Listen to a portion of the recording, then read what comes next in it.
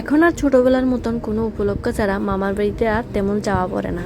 আমাদের মিঠিরে নিয়ে আমরা সবাই যাইতেছি আমার মামার বাড়িতে।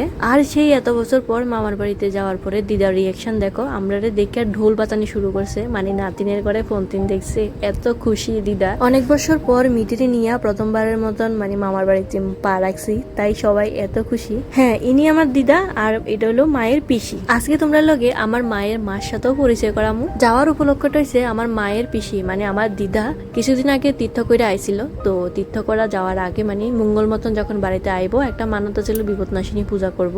তো তার কারণে বিপদনাশিনী পূজাটা আজকে দেওয়া হয়েছিল, এই উপলক্ষে তারা বাড়িতে আওয়া। আজকে এই পূজা অ্যাটেন্ড করবে লেগে যে কতটা ঝড় বইয়া আইছি থাকিটা আর কইলাম না। এই ঝড় বৃষ্টির মধ্যে মায়ের কাছে মঙ্গল মতন আয়া পড়ছি মিঠিরে নিয়া। ঝড় বৃষ্টির কারণে প্রথমে আমার দিদির বাড়িতেই আসছিলাম, মানে আমার বিষাদ বোনের বাড়িতে। তারপর যখন বৃষ্টি থামছে তারপরে আসা মায়ের কারণে, কারণ মায়ের টান ছাড়া এখানে আসা একদমই অসম্ভব আছিল। তারপর এখান থেকে আমরা ভোগ প্রসাদ নিয়ে আমি যাইতেছি আমার দিদার সাথে দেখা করতে, মানে আমার মায়ের মার সাথে দেখা করতে। যাওয়ার সময় বাড়ির থেকে ব্যাগ ফুরিয়ে কিছু মা জিনিস নিছিল দিদার লাগে, মানে খাওয়ার লাগে আর কি।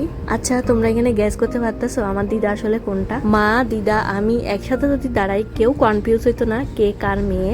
আমরা এই তিনো জেনারেশনের চেহারা কিছু না কিছুতে মিলই আছে।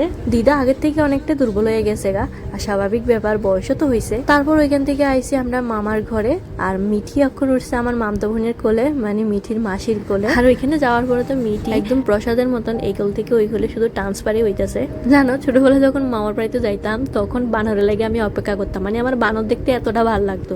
আর সেই বানরের উৎপাত এখনো কমছে না, এখনো আগের মতন ওইখানে আছে। সব শেষে চলে এলাম দিদির বাড়িতে।